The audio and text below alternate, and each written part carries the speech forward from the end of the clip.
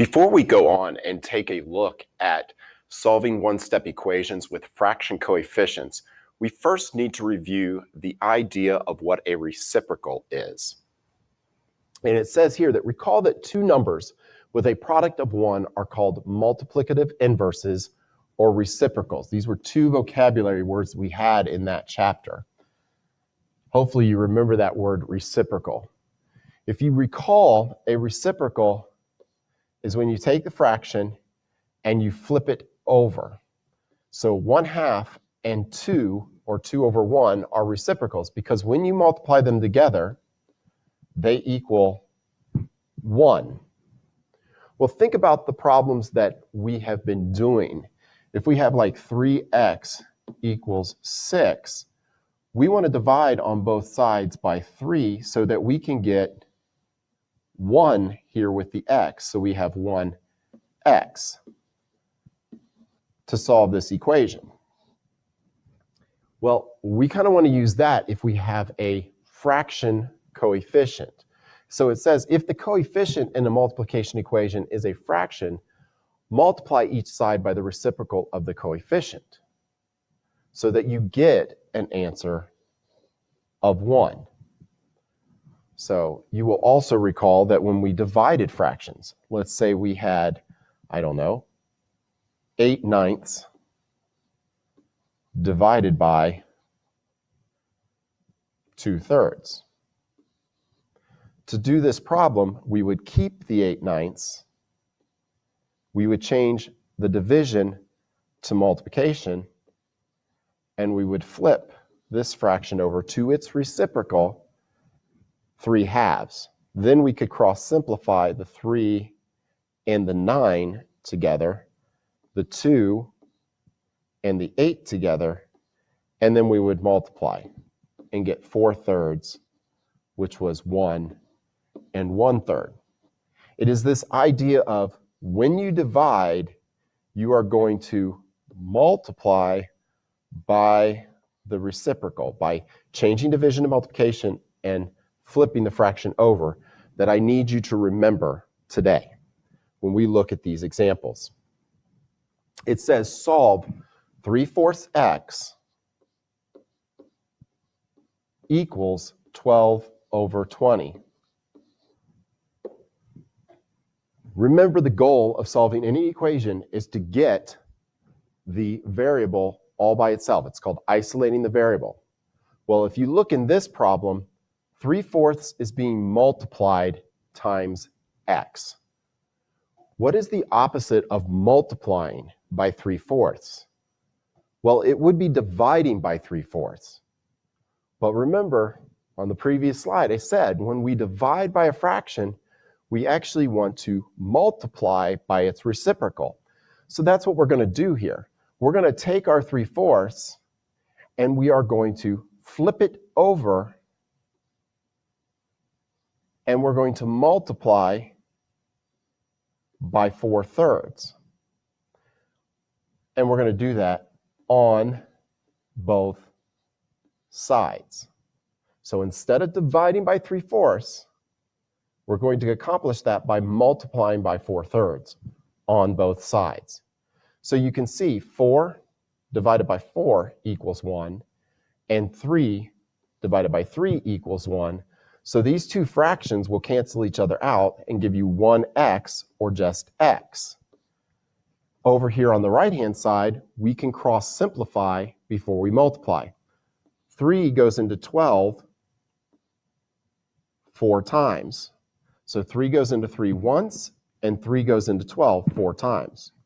4 will go into 20 5 times. So 4 goes into 4 once, and 4 goes into 20 5 times. So when we're done, we end up with 4/5 multiplied by 1 over 1, or 1. So we get 4/5 as our answer. Keep in mind, since we are dealing with fractions, we must always simplify our fractions, and we must change any improper fractions to mixed numbers. So since this is the new part here, let's go ahead and take a look at a second example. Be careful, because sometimes in your book, it's hard to tell that there is a negative, But if a fraction bar looks longer than it should be, that really is indicating that that should be negative 7/9. D equals 5. So you can see in this problem that the variable d has a coefficient of negative 7/9. That means it's being multiplied by negative 7/9. The opposite of multiplying by negative 7/9 would be to divide by negative 7/9. How do we divide by a fraction? Well, we flip it to its coefficient and multiply by it. So that's what we're going to do here. We're going to multiply by the reciprocal of negative 7/9, which is negative 9/7. And we're going to do that on both sides. So I would say multiply by negative 9/7 on both sides. Recall that a negative times a negative equals a positive, and 9 divided by 9 is 1, and 7 divided by 7 is 1, so we end up with 1d, or d. Then on the right-hand side, notice 5 is a whole number, and when we write 5 as a fraction, we would just put it over 1. Then we ask ourselves, is there anything that I can simplify? Well, 5 is a prime number, 7 is a prime number, so they're not going to simplify.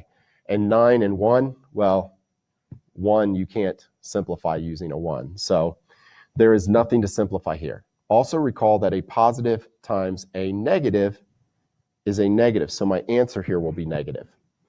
And then I multiply straight across. 5 times 9 is 45, and 1 times 7 is 7.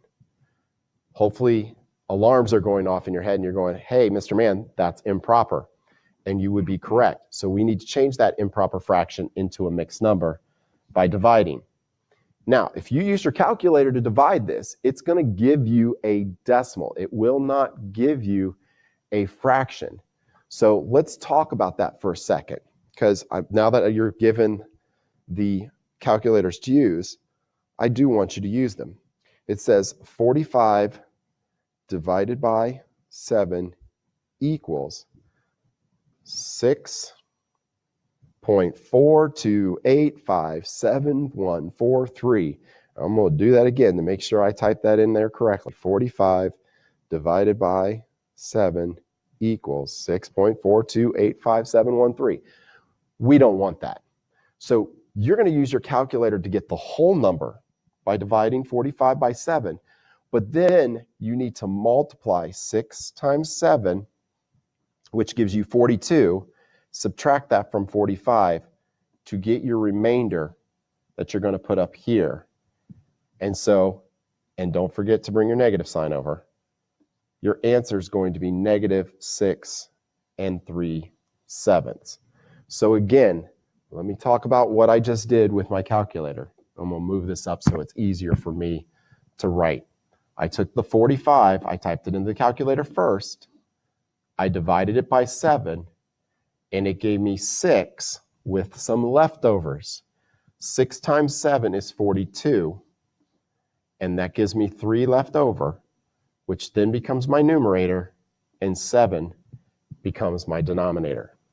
So 6 3/7, and again, because we took a positive times a negative up here, the answer was negative.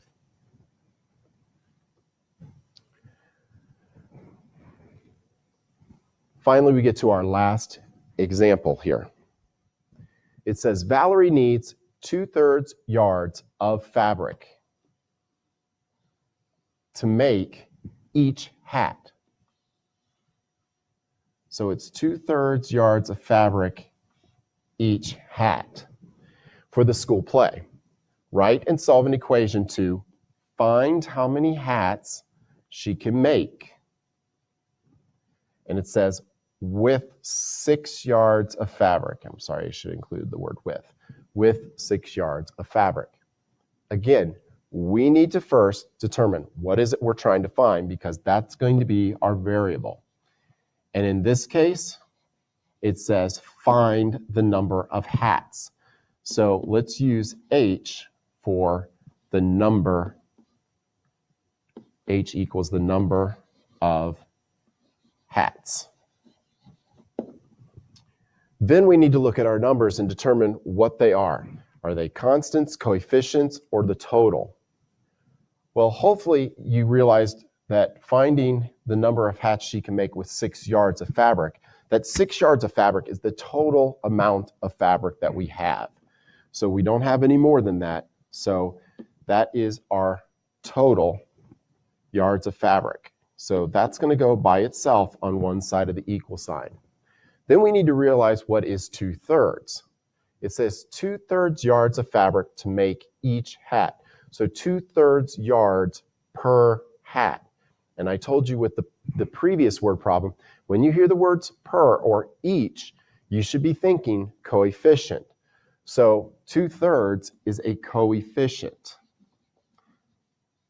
that we're going to multiply times our variable h.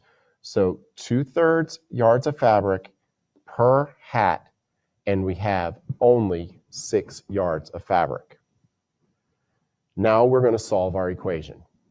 Because we're multiplying h times 2/3, we would need to divide by 2/3. The way you divide by a fraction is to multiply by its reciprocal. So we're going to flip 2/3 over to 3/2 and multiply by it on both sides. 3 and 3 divide to equal 1. 2 and 2 divide to equal 1. So we end up with 1h. We have a whole number 6, so we're going to put that over 1. And then we're going to cross simplify. 6 divided by 2 equals 3. So that's a 3 and that's a 1. So we have 3/1 times 3/1, or 3 times 3, which equals 9. So we have 9 hats that can be made from 6 yards of fabric.